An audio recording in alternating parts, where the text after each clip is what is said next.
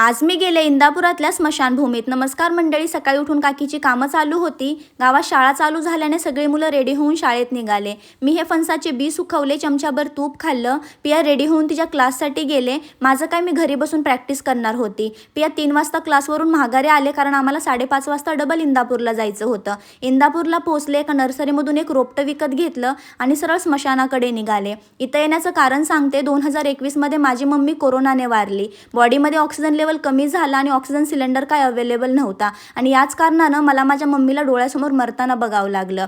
त्या रात्रीचा विचार करून आज पण माझ्या अंगावरती काटे येतात. असो, व्हिडिओमध्ये दाखवलेली ही मोठमोठी झाडं आजपासून 6 वर्ष अगोदर मीच लावली आहेत. त्या रात्री विचार केला होता की माझ्या मम्मीसोबत झालं ते झालं, पण इथून पुढं कोणासोबत असं काही होऊ नये, त्याच्यामुळे आपण एक छोटासा प्रयत्न तर केलाच पाहिजे.